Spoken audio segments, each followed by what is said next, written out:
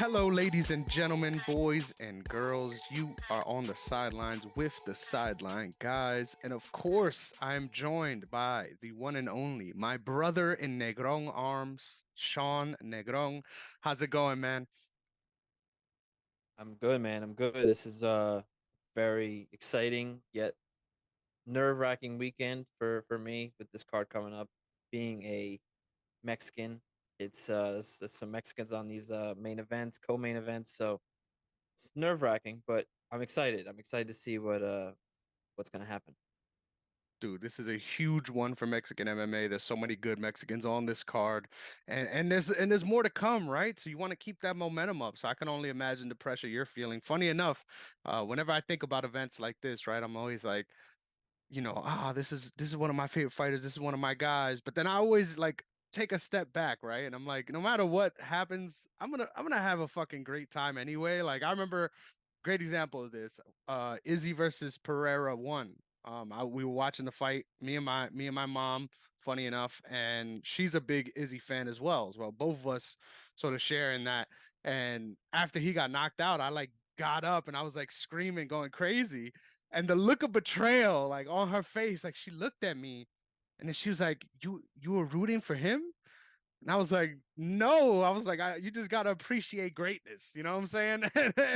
And that's how I feel about it. Obviously, you got your guys that you love, but the sport is just too crazy, right? To get down about certain things like that. You just gotta take it for what it is. So hopefully we won't end up in that scenario this weekend. But there's so many good fights to talk about, man. I'm just excited to jump right into it. So if you can't tell, this is a very special MMA edition of the TSG.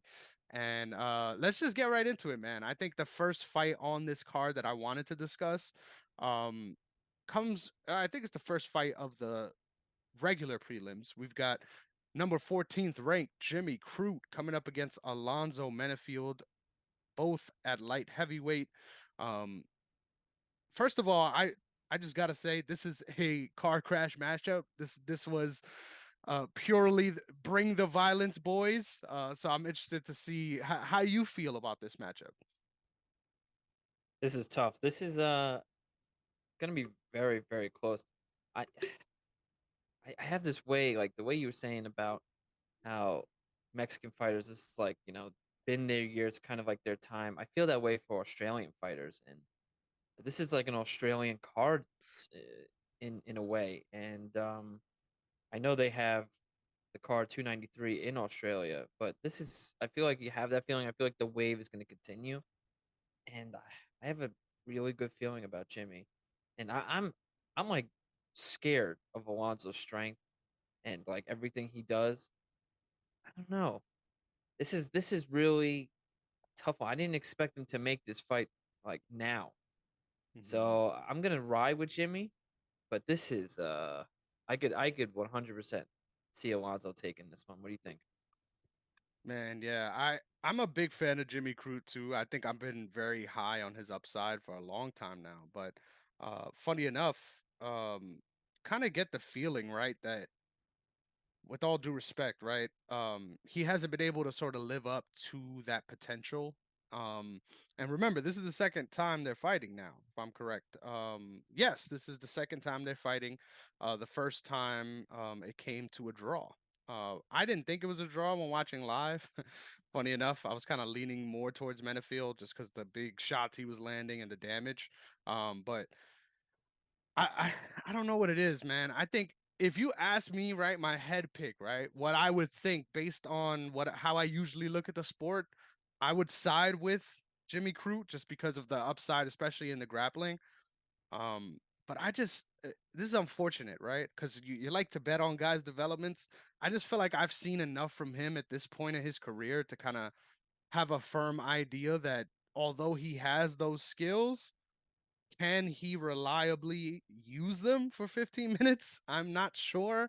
And unfortunately, he sort of boned me in situations like this before where you think based off of all the intangibles, based off of all the skills we see that he should be able to execute. And then unfortunately, these fights just slip away from him, man. He's still a very young guy. But I just feel the same way. And the funniest thing is, you kind of feel that way about both these guys, right? Like, none of these guys are known for their consistency But in this matchup where we've seen Jimmy Crute get hurt in multiple fights, right? Um, I just have that feeling that it's gonna turn into that same brawl that it did the first time. And me personally, like I said, I scored the first one for Menafield despite it being a draw. So I'm leaning towards Menafield on this one. I would love nothing more, right, than to see Jimmy Crute execute on his potential. But I'm not confident enough with what I've seen so far, man. Yeah, I'm not confident in Jimmy Crute beyond this fight. He doesn't really, like Dana White says, move the needle. He doesn't move the needle for me, but I don't know, like I am really into this wave of Australian fighters right now. This is probably the best it's been in a long time. And, you know, uh, Jimmy, losing to Jamal Hill and then Anthony Smith before that, he's fought the best of the best. And when it comes to Alonzo, like I feel like he's way better than Jimmy. I've always felt that way. But I just feel like Alonzo never taps in to what his true potential could be. Mm. And like, yeah, he's gotten some knockouts and some pretty devastating ones. But I just feel like it's never like you never get that oomph from him. You never get that like, oh man, like he's just gonna go out and just full on attack. It's gonna be his show. The whole you're like I feel like you sit there waiting for it. You're hitting your middle of round two and you're like, when's the dog coming? Like, come on, man. Like, like I don't mean to be harsh on him, but sometimes strategy can just mess up a fighter, and I feel like that happens to Alonso sometimes. And I expected Alonso to kind of roll through these unranked, light heavyweights, I guess, you know, early on, Hmm. but it's been underwhelming so far. But I feel like if he gets a dominant, devastating win now, maybe that will spark him to, be on the come up because he's right there for being in ranked. If he wins this, he probably will be 14, Yeah. 13 from there. Yeah, man, this is such a toss up, dude. And these are the fights that I love too because there is no firm understanding of how this fight's gonna go. Like both of these guys could get a first round knockout, and I will not be surprised at all. It's Yeah, just I that love kind of fights like matchup. this. It's where Hmm. you really are like sitting there, like leaning forward at the living room table. You're just like, come on, whoa, like you're sitting there like, oh man, like what's gonna happen when you have fights like that? Even where the live betting odds are that close, Hmm. it's always those are my favorite fights where any second anything can happen, and then you really see who's the better fighter in those moments. And the fact that we're getting a second fight between these two because there was a draw, this is the end. This is the finale of this, whatever if you want to call it a rivalry, whatever it is. But this is a nice way to start the prelims off for sure. Hell yeah, and we say that now, and then it ends via eye poke in 20 seconds, and we get a third one. But yeah, no, I agree with everything you said. It really does sort of remind me at my core why I enjoy MMA so much, and I think it's really because um the live aspect of it. I enjoy watching fights on tape, of course, watching back fights, but when you're sitting there and you're anticipating, you don't know what's gonna happen. You didn't get an alert on your phone on who won, right? And you're just watching, you're watching it unfold for the first time. There's some real theater in that unless you're hooked in like we are, you can't really get how special those moments are. So yeah, I'm looking forward to this one. So just to be sure, your pick is Crute. Did I get that correctly? Yes, it is. Okay. Yes, it is. Awesome. Put it in the Awesome. books. Yes, sir. Next up, we got a fun one right here, man. I know you're gonna love this one. You ready? Let me see. Rate my pronunciation first. We'll start there. Yasmin Haregi versus Denise Gomes. Right? Look at that. That was, that Look at was, that. that was pretty solid. I'll give it to you. That was nice. Obviously two prospects in the division, one from Mexico, one from Brazil. I'm pretty sure I know where your heart lies, but I will start by saying this, right? Um, this is a fight that on paper, right? If you look at the betting odds, is not close. I believe Yasmin is a minus 400 favorite. And a lot of people have been very high on her. I think I am too, right? But we have seen her lose, right? We have seen her lose. So I think that's important to sort of air out there, right? We have seen this happen in the UFC, right? Based off of whatever things happen, of course. I feel like most of the time you like to see a prospect get that sort of loss out of the way, right? Just so that they're able to learn from it, because I think there is valuable lessons to learn, especially having that adversity in the octagon in the UFC. But hard to go against Haragi in a spot that feels like it's sort of tailor made for her to win, right? Yeah, definitely. I I I don't know if you're picking opposite of me, but I don't know. Like yes, because she's Mexican, so I have to go Yasmin. But I don't know. I think she's a rising star. Let's say she could definitely. I no one is truly undefeated in MMA. That's how I always felt. You could be undefeated, but no one's really undefeated. There's very few. You guess you could say Khabib and whoever else is out there. John Jones, even though he does have a loss, not really. But like everyone loses, and but well, Yasmin is so mean. There you go. See, look at that. I made a rhyme. It's she's pretty devastating, and she's got some crazy power. And I expect TKO second round early. Nice. And I just want to be fully transparent. I am a fucking idiot and I totally capped this incorrectly. I was talking about a completely different fighter just now. So I'm sorry, full disclosure. I was actually talking about let me pull up her name so I don't mess this up again. Jacqueline Amarim. So I don't know why the fuck that factored into my analysis. That was I was horrible. confused. I was thinking this whole time, I'm like, have you seen her lose in like some grappling match? I'm like, Like, what are yo, you what? talking about, bro? I was like, I haven't seen Please her call me out. lose, Call but me out because that was no, horrible, because bro. I'm I'm thinking really you're sorry. watching some, like the UFC Fight Pass grappling, and I'm like, is she part of the grappling? I'm looking it up myself. Like, was there a grappling match I don't know about? I love that. No, no, you're 100% correct. I get this. Sometimes it's hard, right? There's a lot of fighters in Oh, the UFC. dude, God damn it. so many, too So many at times. reframing my analysis here. Obviously, the big KO against Estela Nunes last time out. I'm I'm more concerned, right, about the hype job. I feel like a lot of these fighters, we see the potential, right? And we start anointing them as people that we're not really sure they are just yet. Um, but with all that being said, this is a spot for her to win. This is a good spot. I think Denise Gomes is nails. Like, let's get that shit straight. Denise Gomes comes to fight, so it's not going to be easy. But I think her style is definitely going to play into how to geese. So sorry for my failure of analysis. It still leans towards the same fighter. I got Hadagi here. Yeah, you know what? I'm not gonna be upset about what you just said, but that's okay. I'm I'm really excited for this because I feel like it could be a spark. People don't believe me when I say these things, where I feel like if wherever you represent, whoever you represent in the early prelims or even the prelims, if the fans are with you early on, that could set up the rest of the night. And I feel like we saw that when we were in I believe it was Canada. I think maybe it was UFC 289, but I feel like there was another event too where the Canadians just rolled through, right? And by the time you got to like the fourth or fifth Canadian fight, the fans were so in on them winning just because of it's in Canada.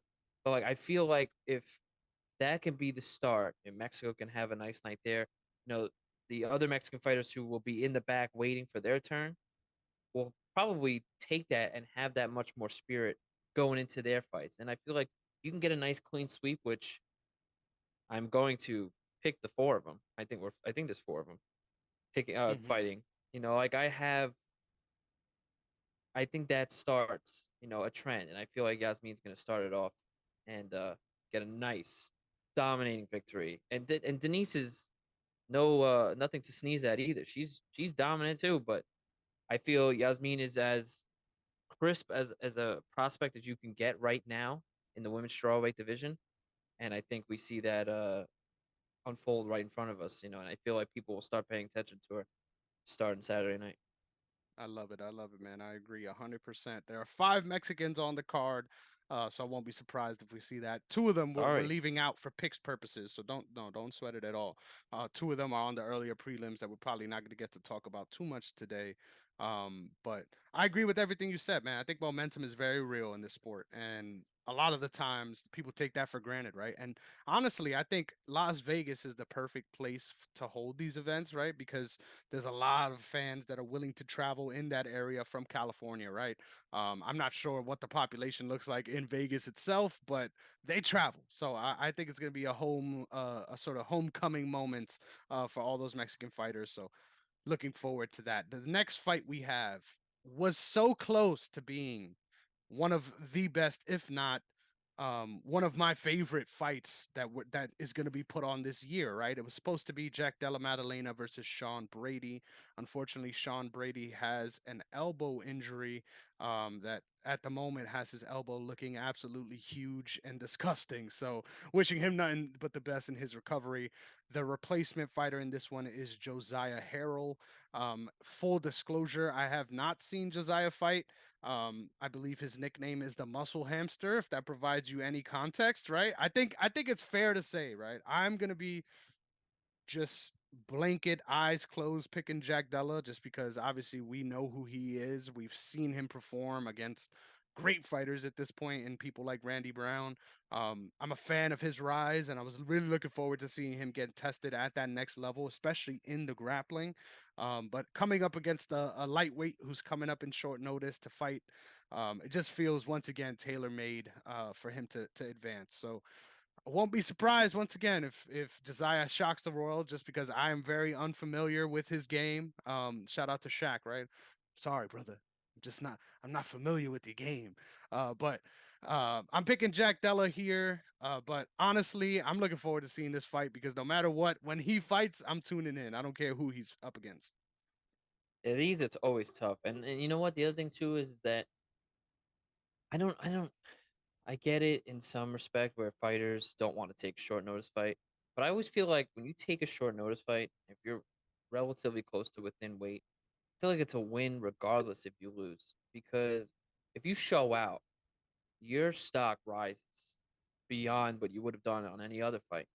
And even if you win, like holy moly, what like what the heck just happened? I can't believe it. And while I don't think Jack's gonna lose this fight by any stretch, this could be very lopsided.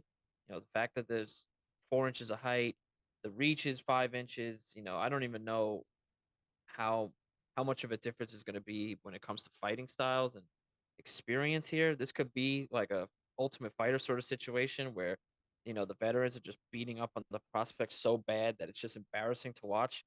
The ultimate fighter is just embarrassing right now. We could see that, but I expect Jack to. Oh man, if this isn't first round, then second round quick because and it stinks because I was really, really, really, really excited for Sean and this fight, and this will happen again, and hopefully it happens soon. Maybe they'll throw this in on a 293 card now, and make that fight even more exciting. They are throwing a bunch of fights on there now, so we could see that move for 3 months, and I expect Sean to be fully ready to go by then. So maybe that happens. Maybe Jack doesn't take that much damage and gets ready for a fight in 3 months, and we just wait a little longer. So that's what I'm hoping here. I hope the best for Josiah and his career. The fact that he's getting a UFC opportunity is incredible. It's you can't ask for anything better at this moment in time. Take a short notice fight. Your name is out there for the whole world to see, especially against Jack Della.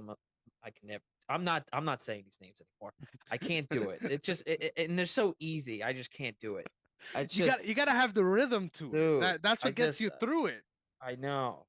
Dude, I don't understand it. I spit up on my own word, on my own name. I can't even do it anymore. But I expect Jack to just roll through, and we move on to Sean Brady and Jack in hopefully 3 months.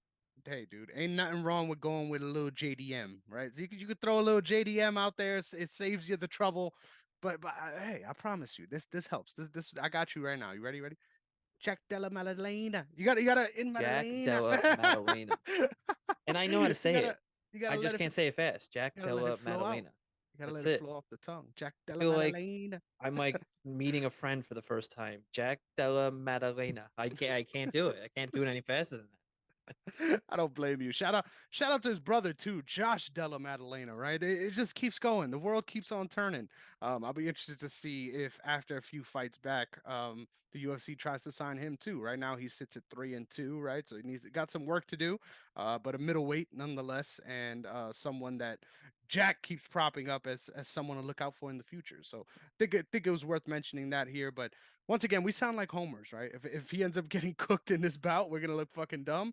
But we just going with the information we have, right? It's safe to assume, like you said, on short notice, it's safe to assume that JDM is going to come through.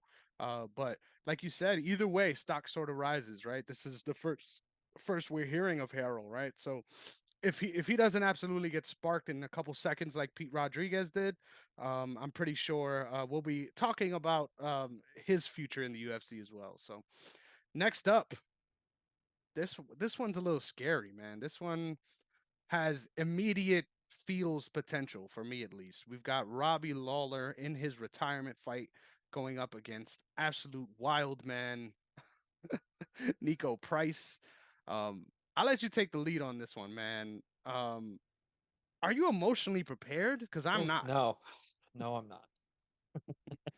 I'm not prepared. This is tough, man.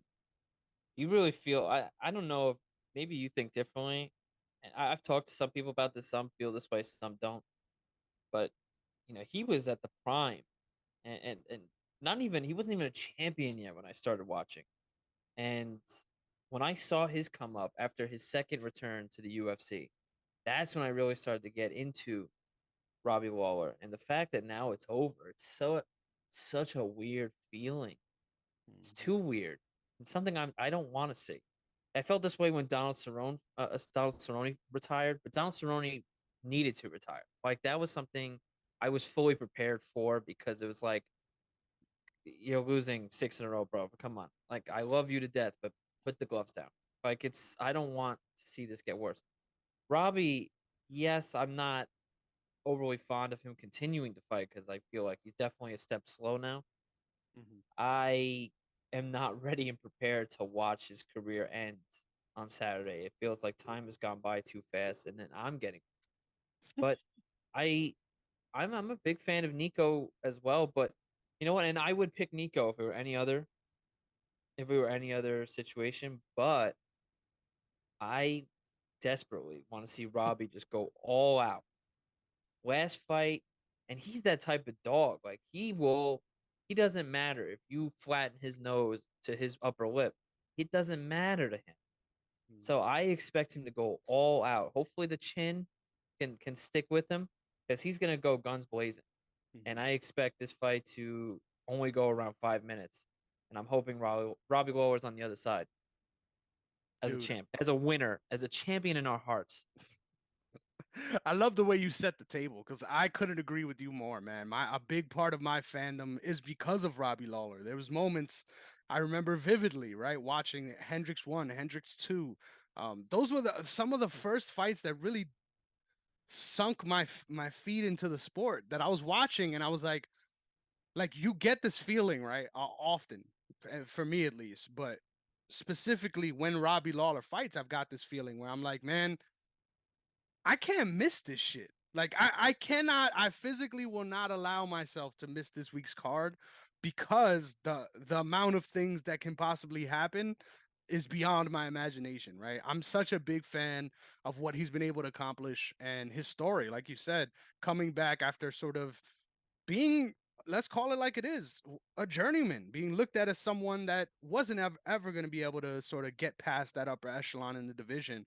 And then when he came back, that run, Matt Brown, going through a whole bunch of different just killers at 170, um, it changed what you thought was possible, right? This was the Yep. original Charles Oliveira storyline, right? This was the Yes. original someone who's been around for so long that just finds a way to gear themselves up for the run of their career and become a champion off of it.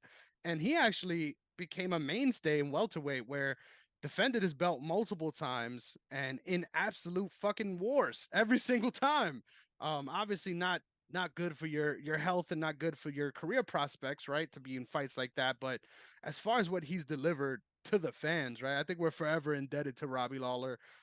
Such a big fan. There's so many different moments you could think of, right? Shout out RDA, Hobby Lawler.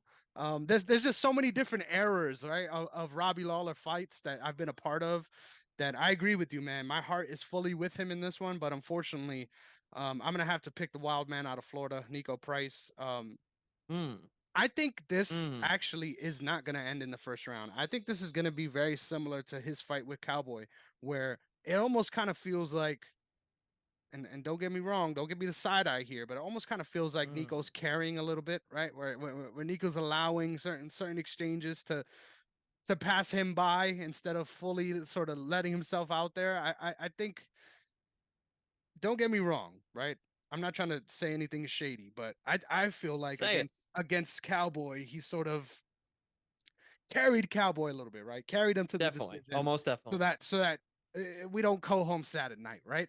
And I'm pretty sure it's going to be a similar situation here. Skill for skill, championship level Robbie Lawler. This ain't even a fucking conversation, right? No. Like this is just a No. different, it's a complete different situation. But because we're living in the world we live in now, I just can't with good faith pick Robbie Lawler. You After have what to. we've seen, I mean, even like you have to.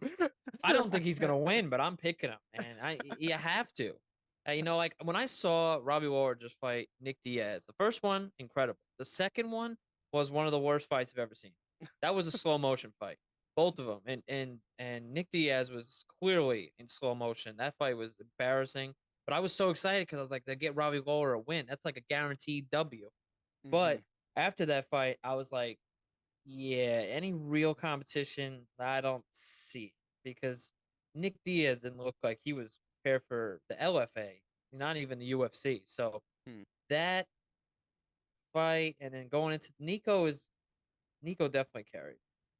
Yeah, that's Definitely what I'm carried. saying. Like Definitely. I'm realistic here, right? And seeing him get Definitely. TKO'd by Brian Barberina, that shit hurt. Like that's a fight, right? That's a sort of, and I hate to slander his name, right? Because I think he deserves a lot of glory in this sport as well. But that's a sort of a BJ Penn moment, right? Where you're watching somebody lose and you're like, man, kind of sucks, right? We shouldn't have seen this based off where he was in his career, right? And that's no hate to Yep. Brian Barberina, right? It's just Yep. giving props to where Robbie Lawler really was in the sport at one point. Um, I don't think he looked that bad against Nick Diaz. I just think it Oh, was so bad because of how bad Nick looked that it kind of changed yes. the I felt perspective like on Robbie things. was carrying him on that one. He was just Yeah. trying to be like, come on, man, make this a little competitive. Hit me in the jaw or something, man. Come on. Like, Come on, man, let's make it happen. like it For was just sure. so slow. I couldn't believe that. And like first Nick didn't look right, and then felt like Robbie was kind of look at him like Dana, do you want to fight? Because this is the same motion here. This doesn't look right. And this Mm, like for this fight, I don't want this to be like a Frankie Edgar situation where I always liked Frankie Edgar. He's from Toms River, New Jersey, but he basically fought out of right near where I used to live when I was a kid, mm, and very local guy.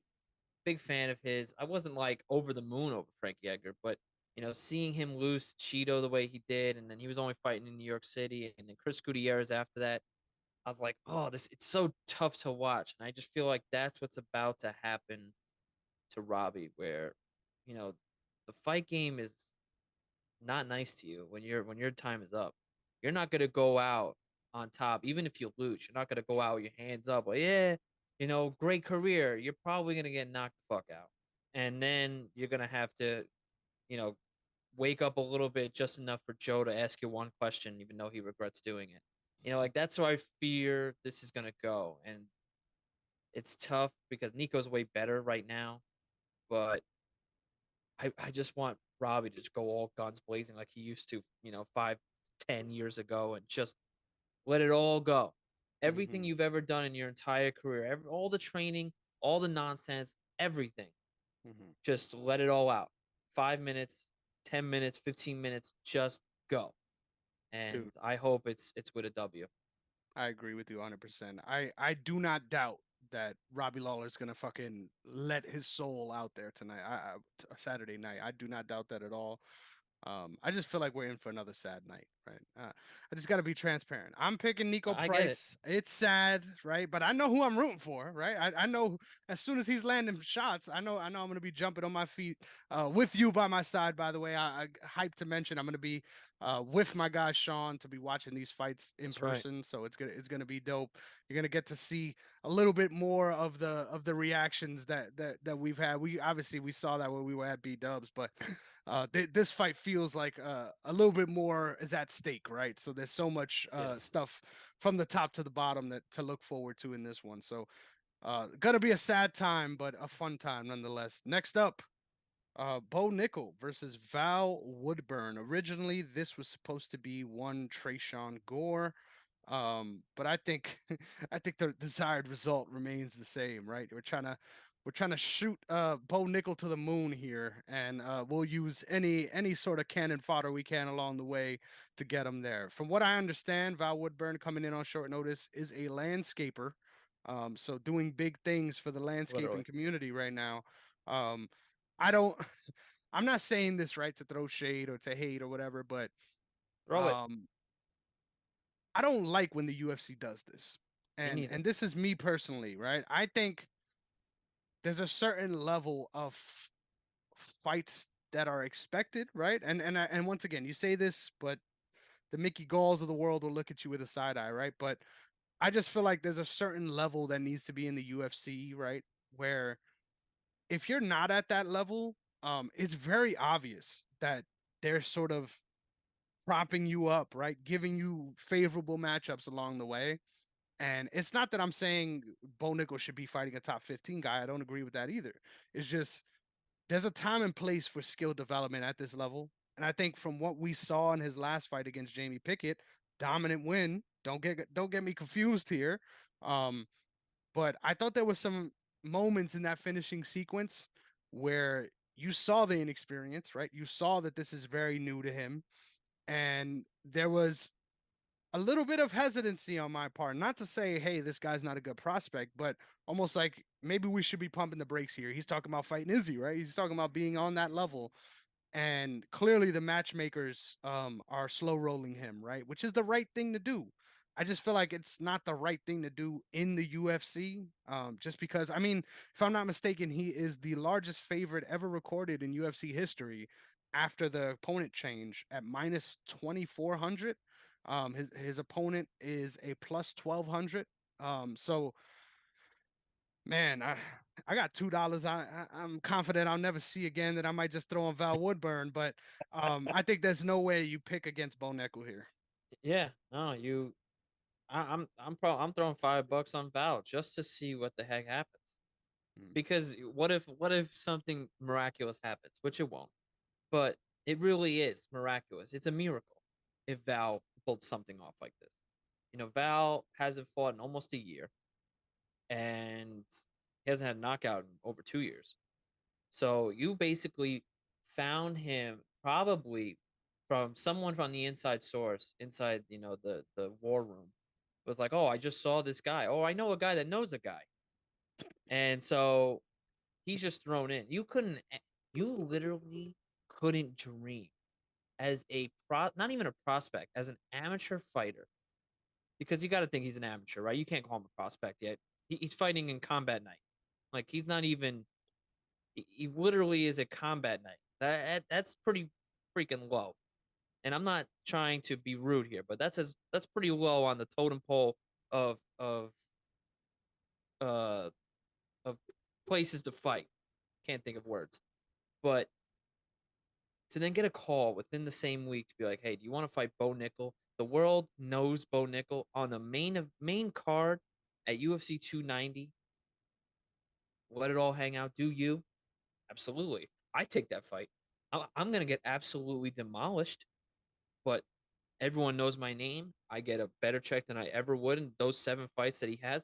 And the only reason Bao is getting this opportunity is because how nice it looks to have a 7-0 versus Bo Nickel, who I believe is what 5-0, 6-0. Like when you have two undefeated fighters, it looks nice. If Bao had one loss to his name, he would have never been chosen. But because you can now sell this narrative of undefeated fighters, this is going to be such a blowout. dude. It's gonna be what unless Val, who I have yet to see fight. I was looking up his YouTube highlights. I've seen a little bit, not actual full 15-minute fights, but he's got some crazy knockout power. But I just think that there's totally different levels. And just like I was saying with Sean Brady pulling out, and that it looks like the what do you call it? Prospects versus veterans in tough. This is exactly what we're gonna see. Except Mm. the prospects would beat up on Val. And that's where that's unfortunately what we're gonna see. This could be one of the quickest starts of a pay-per-view, and everyone could go home early because they're just gonna, the pay-per-view might end on time for once because this first fight's gonna be out of the way within 2 minutes. That's what I think. Dude. Can't blame you. Can't blame you at all for feeling this way. And the reason why I feel I got a weird taste in my mouth is because personally, I thought matchup wise, right? Jamie Pickett was a harder fight than Trayshawn Gore. So now you're getting an even easier fight than you were supposed to have. That, in my opinion, was an easy fight already. So, yeah, man, doesn't sit right. Obviously, I love that Bo Nickel is willing to do this, right? There's a lot of guys that probably would be in this situation and say, nah, like, I'm not trying to fight somebody else. We'll wait, we'll reschedule it. And that's fine. Honestly, I feel like more fighters should do that when in this position. Shout out to the hobo cop, Gregory Rodriguez. Actually ended up getting smoked in his last fight against someone. I don't know why I'm blanking on his name. He most recently fought last weekend and actually got knocked out by a debuting UFC fighter in his own right. So, um, you hate to see fighters that are in a good position in their career, right? Um, taking short notice fights and then ended up having a big setback because of it. Bruno Hulk. I don't know. I remember his last name, You're but right there. yeah, I'm so close. Ferreira, Bruno Hulk Hey, Ferreira. There we see, you go. were right there. I knew it. Um, yeah, it was coming. It was coming. But as far as this fight, I agree with you 100%, man. It just, I can't blame. You can't even blame Bo Nickel for taking this one because it seems like it should be right up his wheelhouse, right? So, as far as the prospect, Bo Nickel, before we move on, um, are you buying in the hype? Because honestly, I feel like, No, okay, I'm why not. not? Because I believe that the UFC is, and we've had this argument where I feel where there's legitimate UFC prospects and they kind of rush them, and I feel with Bo they're doing the opposite. And I feel, right now at this moment, I don't see anything scary enough in Bo's game. He's an incredible wrestler, and so I'll give him that.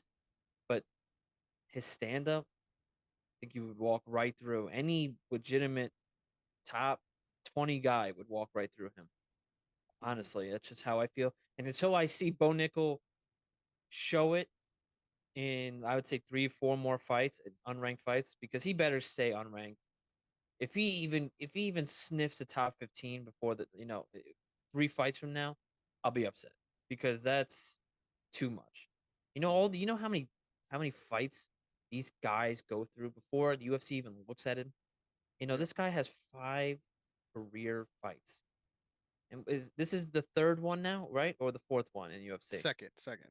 This is his only second? Yeah, because the other ones were Wow. in Dana White's contender That's right. series. That's right. That's right. That's right. Yeah. That's right. Yes, yes, yes. That's why I'm thinking about it. Yes. And so, first of all, that first fight was, I felt, supposed to be easy for him, and it was a little harder than people wanted it to be, which Hmm. showed the inexperience and the prospect in him, I guess let's say. So right now, no, I do not believe in Bo Nickel at all.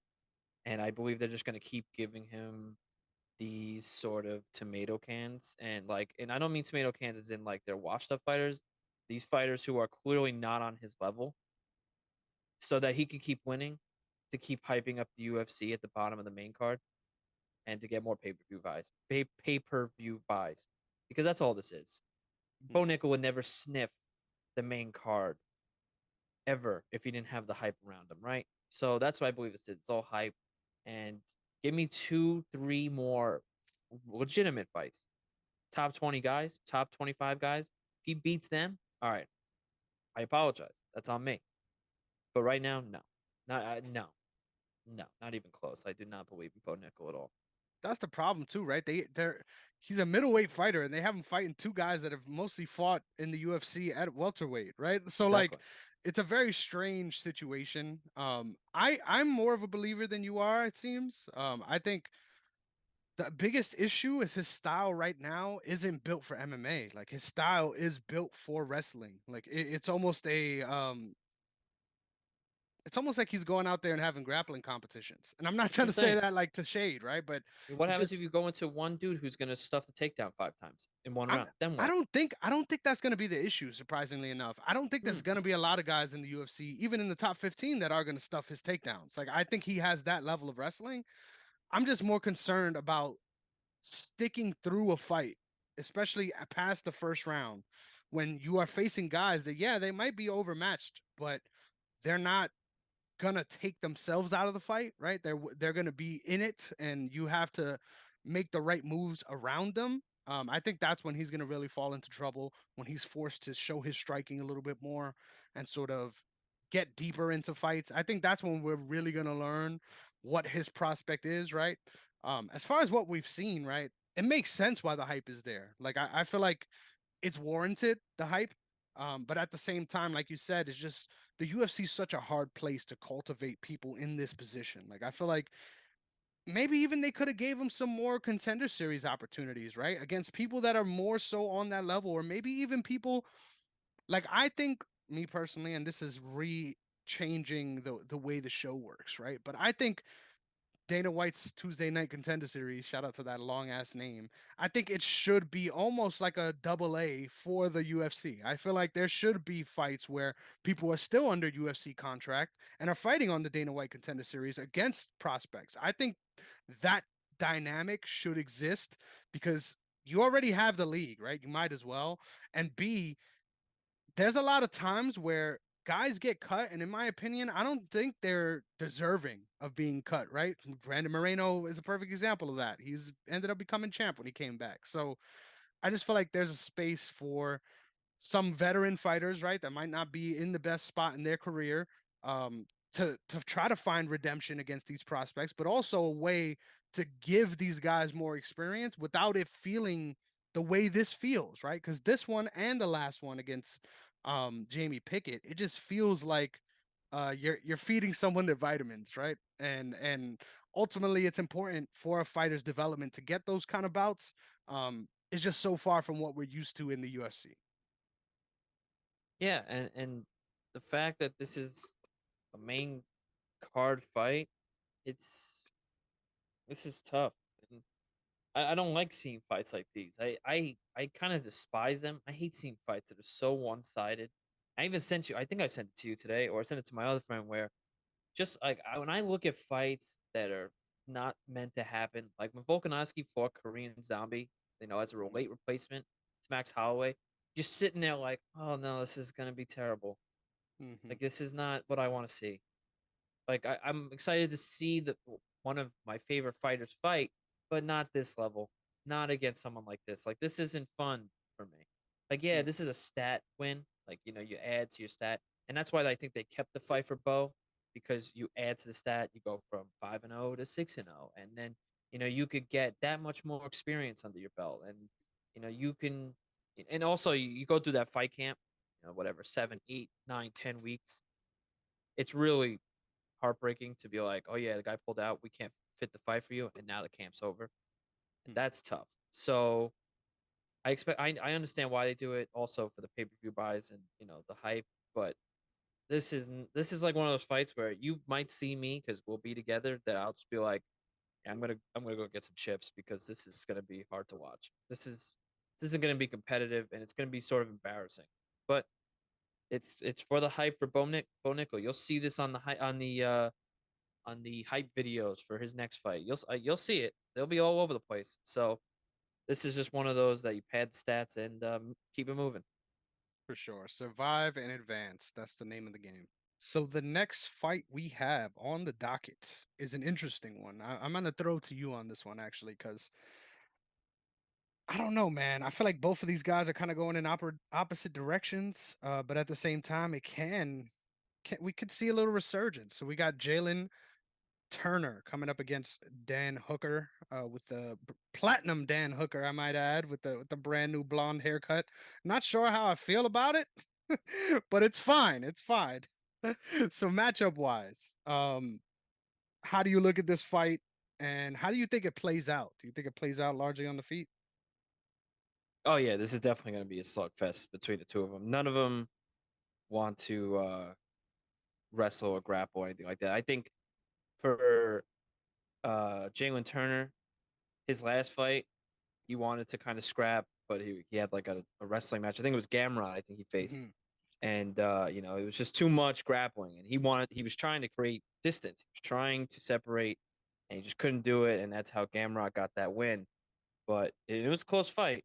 Hmm. And, I think Dan is trying to establish himself back in like he once was back when he had that incredible run and then that unbelievable fight against Dustin Poirier. Even the Michael Chandler fight was a fun one. Like he wants to get back to that. Fight of the nights, being a top five contender like he once was, and he slipped a little bit. And to be honest with you, going into this week, I had him as my favorite, but until I saw the platinum and then the uh the tattoos from the knees down, I don't know if this dude's going through like a quarter life crisis or something, but Jesus, I'm not a fan of the tattoos that he got from the shins down. I And haven't then the seen those platinum yet. hair. Oh my gosh, man, you should see them. It's interesting to say the least. You'll see them on fight night. That's you'll see that for sure. He's got like from knee down these like full tattoos. Like it looks like a warrior, like when they wear the shin guards. He's Oh got like wow. warrior shins like tattooed on him, and then the long platinum hair. Now I'm like, bro, what's going on? Are you good? Tell us if you need us. Like Blink that's what it twice. seems like. Yeah. Yeah. So I don't know. I believe he is too dangerous for his own good. If that makes any sense. Where he is an incredible fighter, but I feel like he will never quit on himself, and that gets him into more trouble. And in the fact with he's been so unsure about the weight class, and trying to just establish himself on where he thinks he can strive best, and just hasn't worked out. I'm gonna still stick with Dan on this one because I Wow. believe Dan has way better experienced fighters and way better experience against top fighters. And this is exactly the type of fight Dan wants. He wanted someone who's going to throw down with him. And I believe no one does it better than Dan in when it's just a straight up boxing match. And they're just scrapping, punching each other in the face. I believe Dan is one of the best in the business. And this is everything he could have wanted. And, it's hard to look at Dan's last five fights, especially the Islam fight. Like, you're fighting someone he definitely doesn't want to touch. And he, he just looked so overmatched. And now this is, I think, perfect for him. And I think Jalen Turner doesn't have that type of level of experience with those type of fighters yet. And I think Jalen's going to put on a hell of a fight. I just feel Dan is just a little bit better, has the edge on him. What do you think? Dude, I'm loving the reads. There's nothing worse than a hooker in a midlife crisis. But I have to say, man, I don't. This fight is so strange to me, right? Because this is the match of the longest and gangliest fighters at lightweight you could possibly see, right? But both of these guys don't really fight to their advantages when it comes to their long reach. They're not really great outside fighters. They tend to sort of crowd themselves into the pocket. So I agree. I think this matchup could end up being a pretty wild exchange, right? An extended wild exchange. I agree with a lot of the points about Dan Hooker. I think on the feet, both of these guys are dynamite. Like I think no, it's kind of like flipping coins, right? On who's going to land in these exchanges and who's going to come up on top of because of it.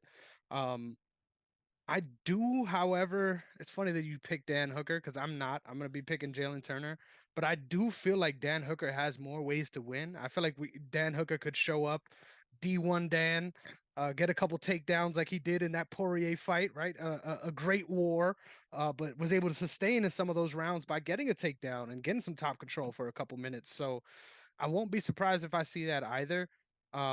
I'm just so convinced that because both of these guys aren't too good, like nobody in these weight classes is used to fighting guys this height, right? But both of these guys are relatively the same height.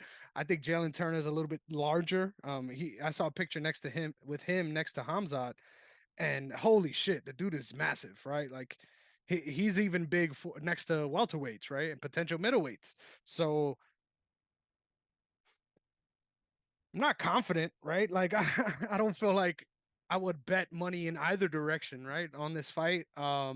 But I think I'm gonna go with Jalen Turner just because um the intangible of yeah, he hasn't fought these high level fighters, but at the same time, there isn't that much tape out there on him like there is with Dan Hooker. I mean, you sent me the video of Yair versus Dan Hooker, and that was way back when, almost like 2016 or something like that.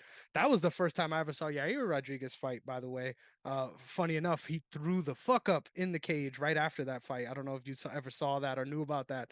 But um I just feel like there's so much tape out there on what Dan Hooker does, and I think being able to not have to worry about bringing yourself self into range against such a big fighter because Dan Hooker crashes the pocket, it's just gonna make things way easier for Jalen Turner. Now, if we were like if we were this is going to be a random thing to say, right, but if we were looking at both of these guys as far as like playing a video game, right, and we're choosing career mode, who would we rather go with? I think it's Dan Hooker. I feel like he could come out in this matchup with a smart game plan, fighting a little bit more from the outside, peppering with leg kicks, and then getting in on takedowns, that he could really make this fight look easy.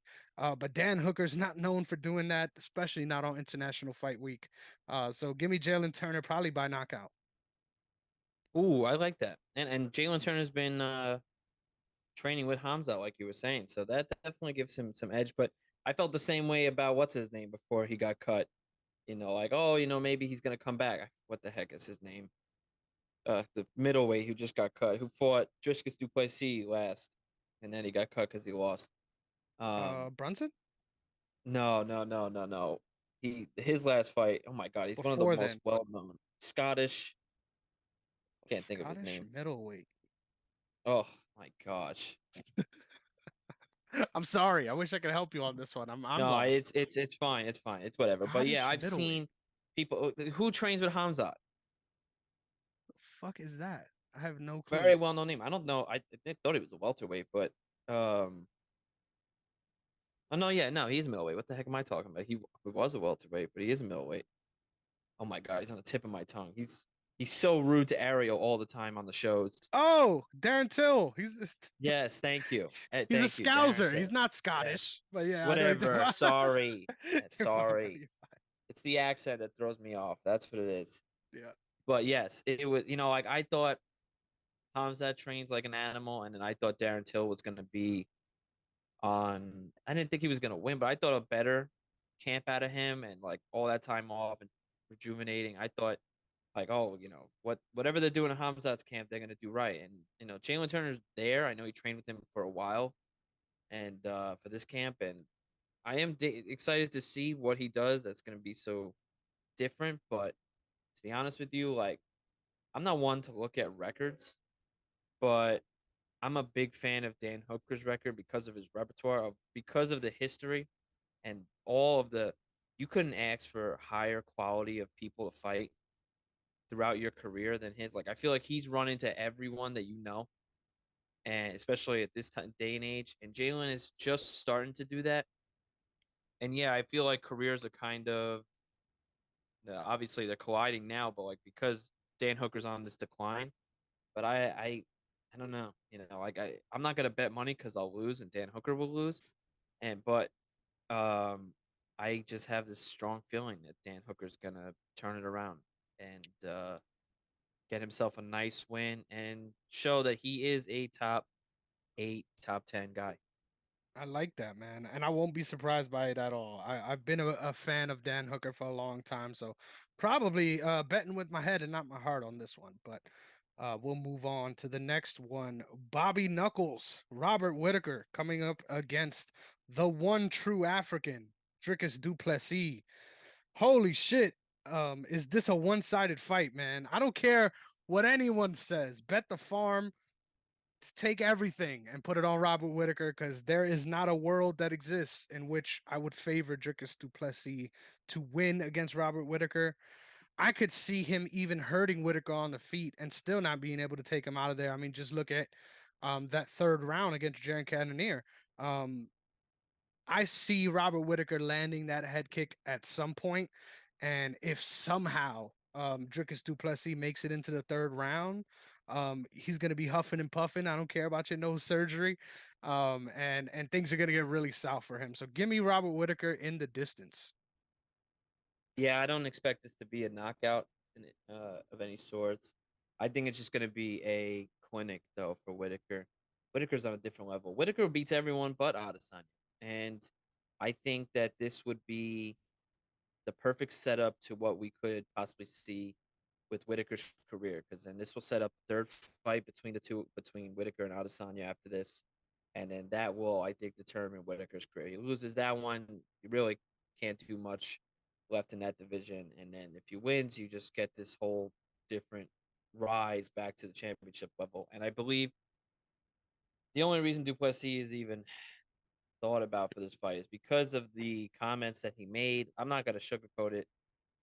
Like that, that's pretty obvious. If he had never said that, we're not even talking about it, right? Like we're talking about probably Vittori or Cannonier fighting them again, or probably Vittori, because that fight never did happen between Whitaker and was supposed to. Then it did happen after all that time. So I'm not really. I honestly don't know. Like what? I don't even know. And this is what brings up the other topic too. Is that like what is next, right?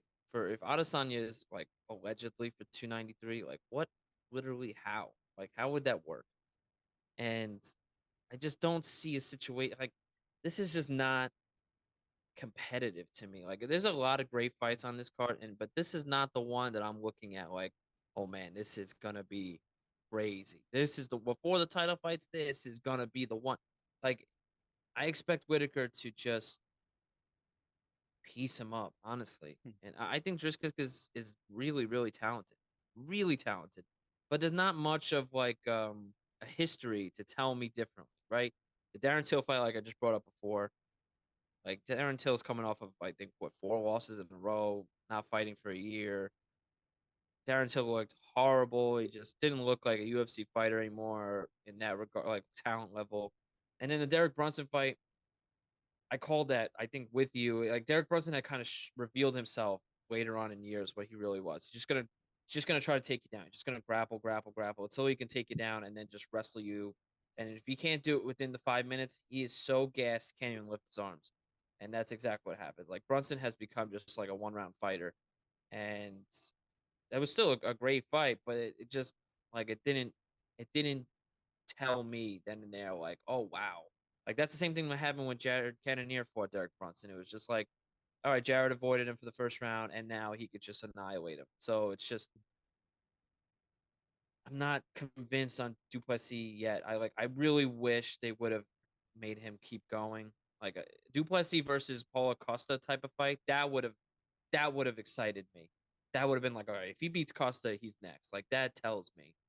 But to beat Derek Brunson, who's clearly on his way out, Darren Till, who was literally already on his way out, and now you get, like a number one contender fight. Like you haven't fought the Cannoneers and the Vittoris and the Costas, even Sean Strickland after his latest win. Like, those 3, 4 guys like are telling me that they're better than him. If I had to make a choice, I'd say those 4 guys are already better than Triscus. So Hmm. I think this is just a setup, honestly, to either 293 between Adesanya or sometime at the end of the year between Adesanya and Whitaker 3. And I know you are a big fan of how that second fight went, and you thought Whitaker won, and so I think that's going to be like a Holloway Volkanovski 3 sort of situation where this is it.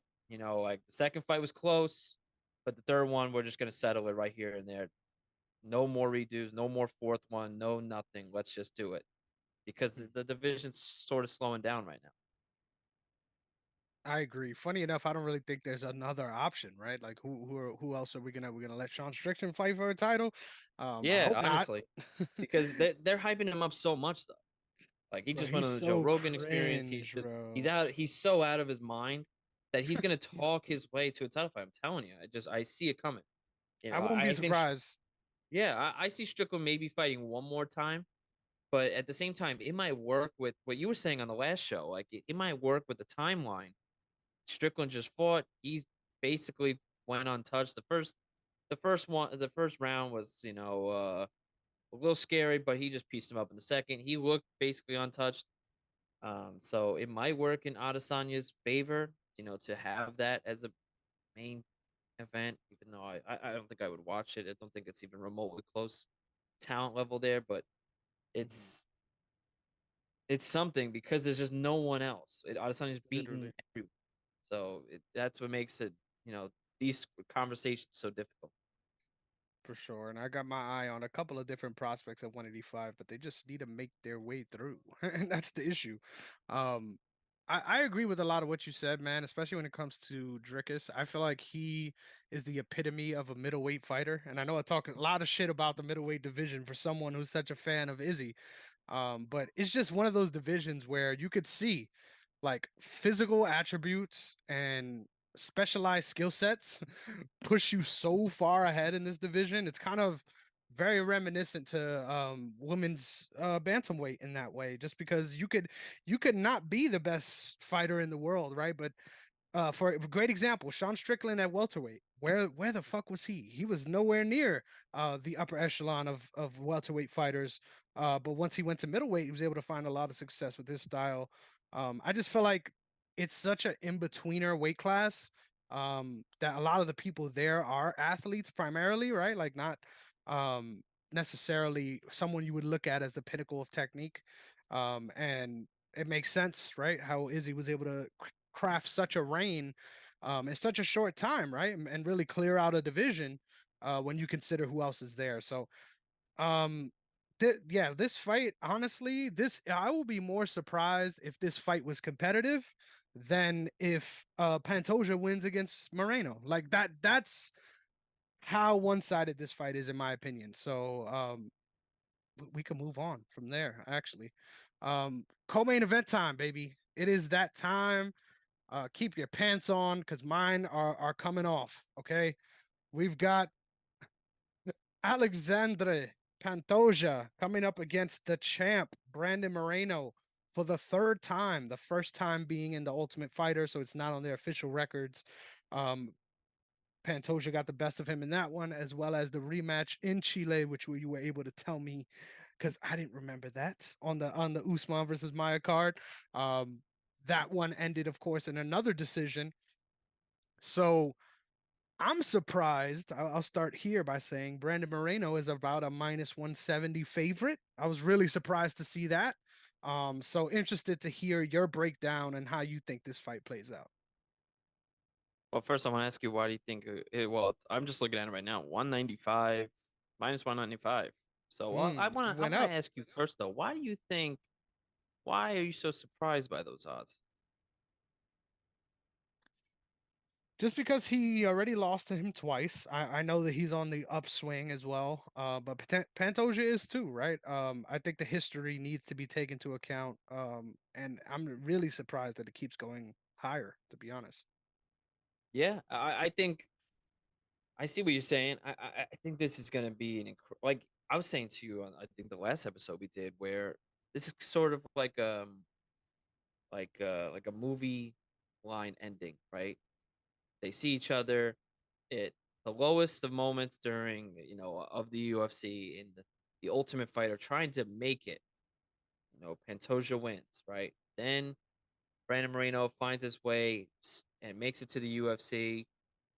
He gets there, gets cut, comes back because the flyweight division was like no one knew what was going to happen with that division at the time. So he gets cut, wins the LFA flyweight championships, comes back to the UFC, goes on this clinic, loses. I think it was after. loses to Pantoja again. It's like they found each other again, and then the rivalry was built. Like they saw each other a second time. Oh, look, they were Ultimate Fighter. They fought each other in Ultimate Fighter. They lost. Moreno lost. Pantoja got the best of him again, and then now Moreno's the champion, right? And he's proven it. Two-time champion. He's fought Davison 4 times, and in between that, fought Kai Kara France, and one with the nasty. I think it was a liver kick, if I remember Mhm. correctly, nasty. And like I feel like this is the peak of peaks with Brandon Moreno. That win against Akai, and then the third round TKO doctor stoppage of against Davison in the fourth fight, just a dominant win over Davison in that one. I didn't even think it was close by the end of the third round. And I just feel like this is his time, right? Like this is probably I don't think he even looks like the same style fighter. Like just in his mannerisms now, when you watch Brandon Moreno fight, he's got like that strut, like he does, like with his hand. Like he's always doing this with his hand. Like he's always like doing some mannerisms. So like he didn't do that back in when he fought Pantoja. He's fighting like this. He's constantly moving his hands like this. Like he didn't know how to keep his hands up.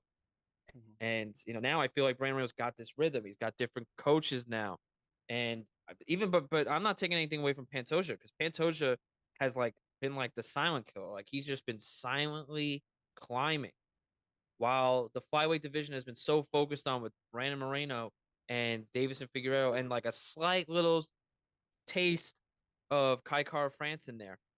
It's been so much of just those two, maybe three. Pantoja's just been slowly climbing. So this is going to be an epic showdown between the two of them for their third time. I'm really excited for it and also extremely scared for it. This is the fight I'm most nervous about. You will see me probably sweating, not moving. That's how much like this is the fight I'm worried about the most and the one I'm focused on the most because I want Brandon Moreno to continue to rise for Mexico and the flyweight division. And I believe if Moreno can get through him, he can get through anyone. He got through Davison, he's gotten through Kai. To get through Pantoja, I feel like the flyweight division is, in the palm of your hand at that point. And I expect him to get a win, and I hope he gets a win. And I'm gonna say Moreno wins by decision, 48-47. Ooh, that's a close one. I like it though. I like it. Um, I would never. I just gotta say this because I love me some Brandon Moreno. I would never pick against him, right? So I'm gonna say that off the top, right? I just gotta be transparent. I refuse. I will not. I'm gonna be picking Brandon Moreno. But like I said, there's so much value on Pantoja. I can't understand him being that large of an underdog. Maybe there's something out there that we don't know about, right? Like injury talk or something. You know how Vegas is. They get a word of things, and we might not be privy to it, but then we look back and we're like, oh, that actually makes a lot more sense. Um, I agree with a lot of what you said, though, especially on the feet. I think Brandon Moreno is really improved in another one of those fighters really that you could say changed the perception on himself, right? Like changed what you think is possible as far as career development. Like those things are all very true based on where he's come from and where he is now. Such a fan of what he's been able to accomplish and just the growth, right? Like sticking to it, being fucking hard nosed. His story in general, right? Parents owned a pinata shop in Mexico. Just man that has a verve for life, like just a really beautiful story that is very easy to root for. I think Pantoja also is that dude. Like, don't get me wrong. Um, I won't be surprised, honestly, if this ends in one round. Like, literally ends in one round. Just because we've been seeing him do that often, man. He has legitimate one punch power on the feet at flyweight, which is scary. On top of some of the nastiest back takes in the sport, not even just in this division, in the sport, in a division where everyone is known for their scrambling ability. He gets guys backs and they don't fucking get out. Like it is prolonged periods of control, if not outright rear naked choke submissions. I love his game. I love his swag. I love that he comes out to Many Men by 50 Cent, just an all-time walkout, if you ask me. I agree. This is gonna be all the feels. Like when this fight, it's gonna be that time of the night, right? I know how it is. Sometimes you're watching these fights at functions and things are, and everyone's kind of like doing their own thing. Me and you are gonna be fucking dialed, bro, just locked in, because this is a true main event worthy fight, and we get it as a co-main event. So I'm really looking forward to this one. I already told you guys I'm picking Brandon Moreno.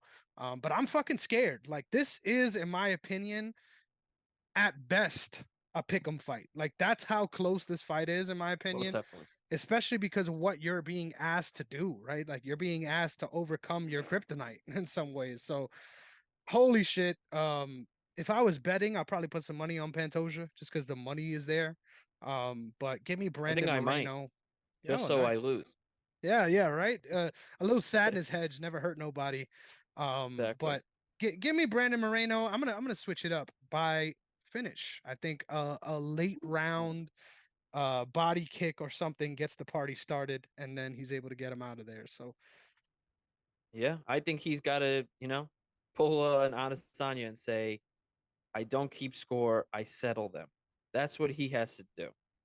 I think Brandon Moreno has to go in there and end this rivalry, if some sorts. And you know what? Like I fear Pantoja even more because of the fact that when Moreno had just beaten Davison at the fourth fight backstage, Pantoja was already coming up to him, congratulating him, saying, "Look, I'm really happy for you. Can't wait to see you. I can't wait to see you.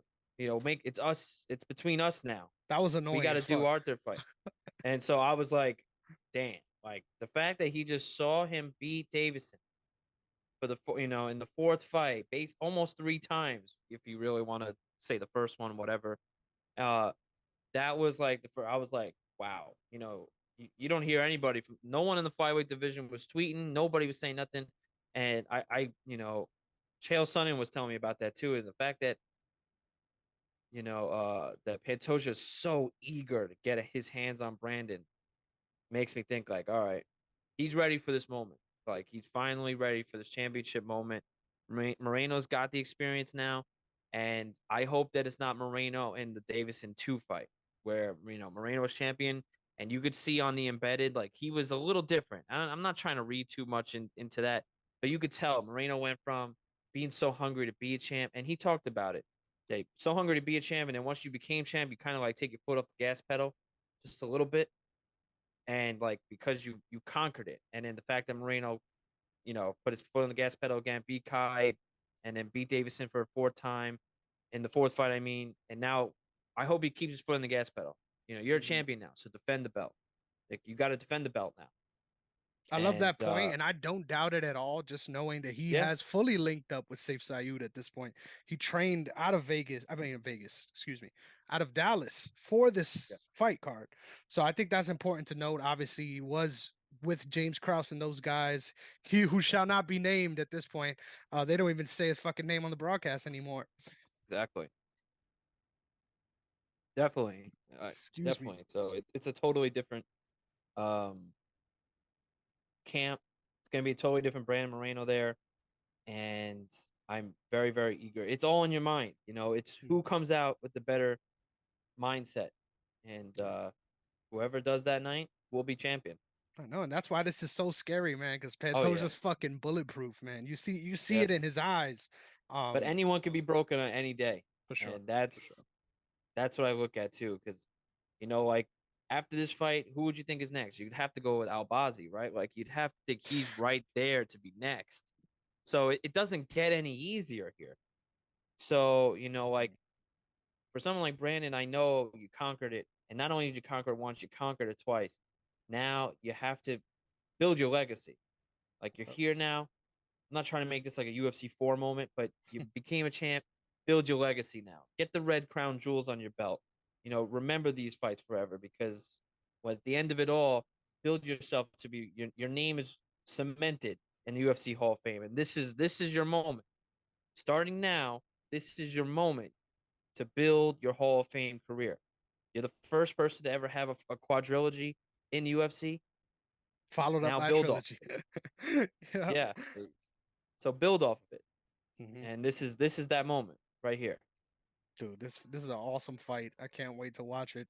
But we got one fucking amazing fight into one shit. I can't even think of anything better, right? Spectacular. Main event time, 290. We've got Alexander Volkanovski coming up against Rodriguez, um, looking to unify the 145-pound title since Yair has currently holds the interim belt after winning against Josh Emmett.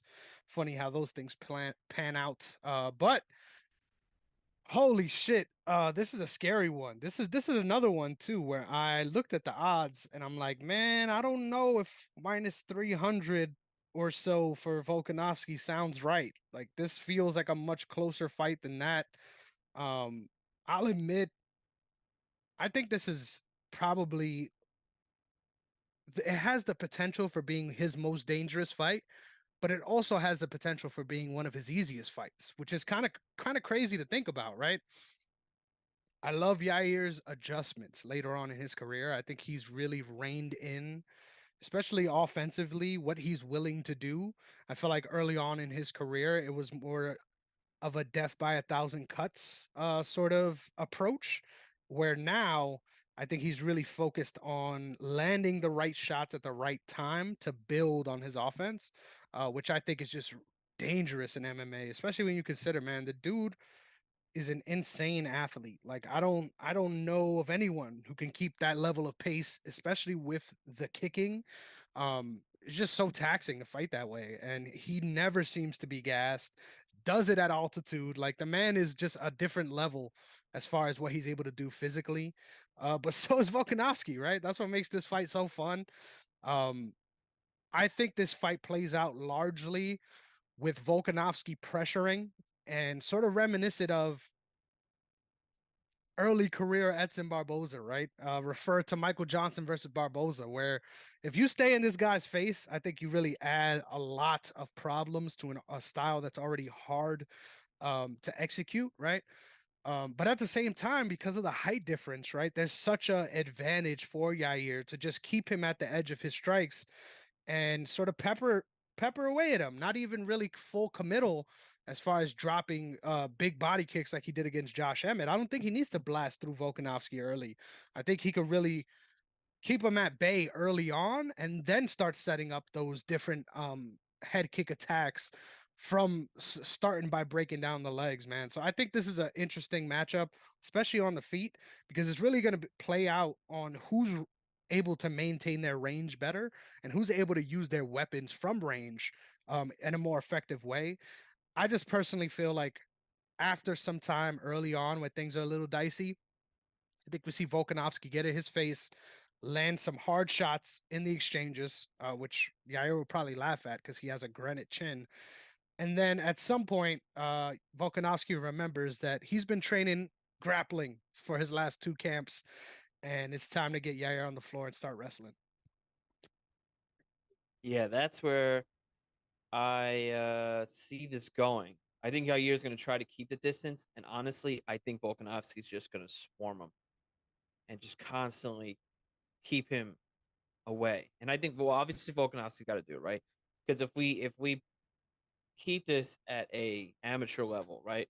Volkanovski is 5'6", 5 inches shorter, right? He's clearly undersized in that regard, and you know that Yair has got the crazy legs. He's got keeps the distance really well, but I just see a situation where, just like you said, I think you nailed it perfectly. Where Volkanovski's kind of planning ahead and thinking about Islam, and and we talked about this in the last episode too, where he's grappling, and I feel like now that he's prepared so much for, I think he could do that against Yair, and I think he would. I think that's what happens. I think it's a lot of grappling and wrestling and keeping it so closed off that Yair can't separate.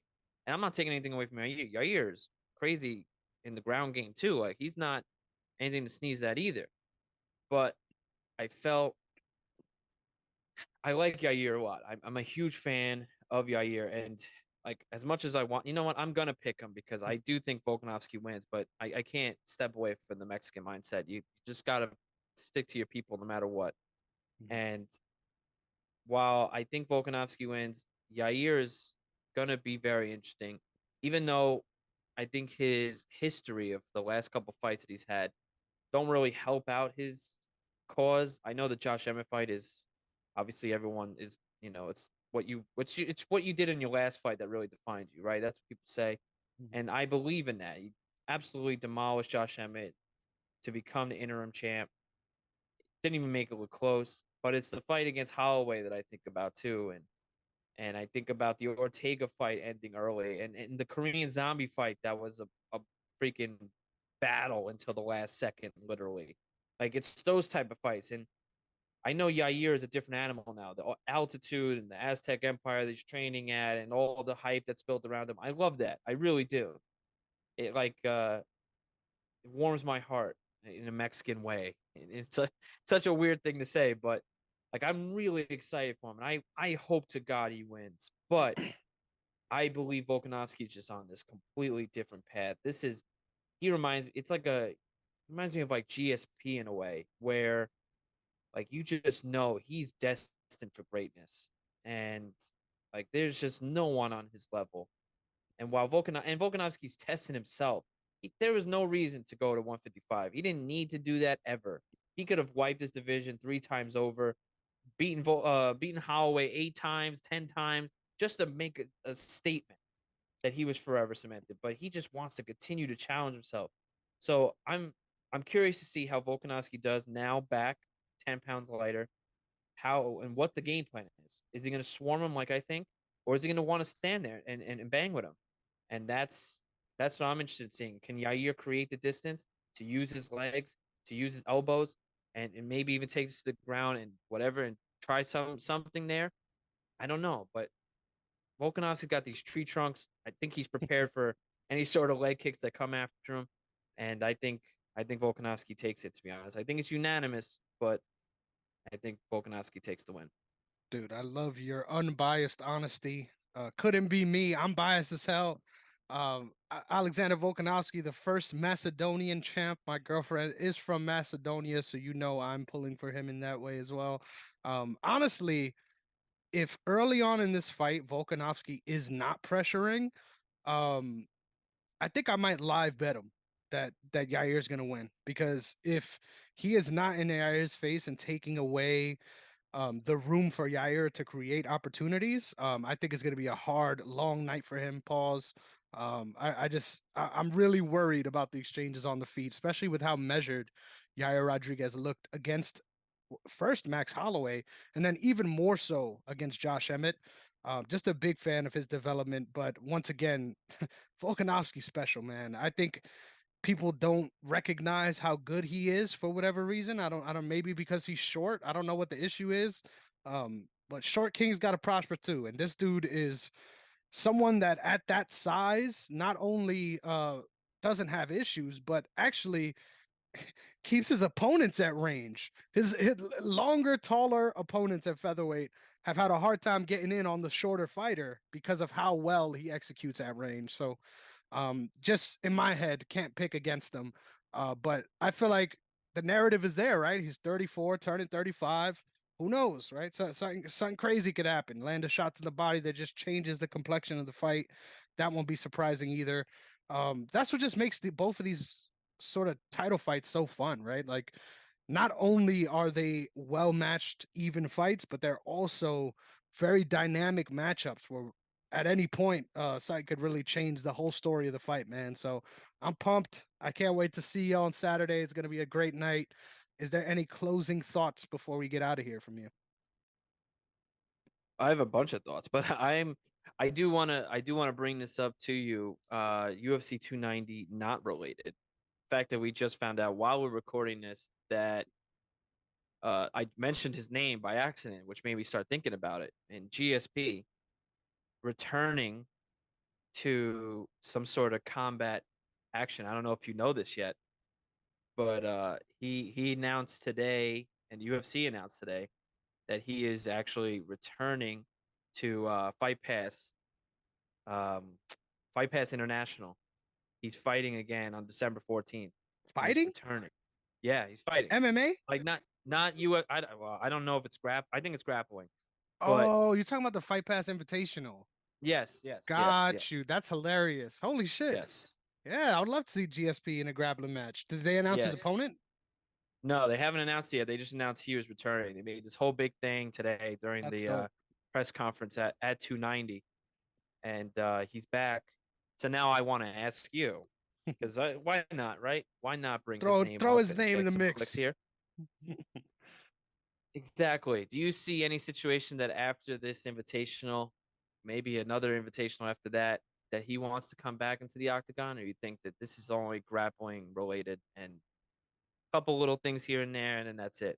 Think he's got the fire in him to come back, or you think this is just like a one and done thing? My thing is, why would you? Right? Like there was the perfect Yeah, right. opportunity against Michael Bisping to come back and win a belt. I thought he looked vulnerable in that fight, right? And that was a couple years Yes. ago now. So I don't see him coming back in any striking related combat sport. I'm not surprised by this though. I think he's someone that's really challenged himself into grappling, training with the Danaher Death Squad before they became the Danaher Death Squad, right? Before they became infamous for sort of being these BJJ savants that they are. He was always a part of that crew. So not surprised at all by this. He has a nasty rear naked choke. He also has some really good offensive and defensive wrestling. So it might be a shitty grappling match. Like it might kind of suck. But especially if he's facing someone that's actually good at grappling, like an actual grappler, that could be either a stalemate or just outright bad for GSP.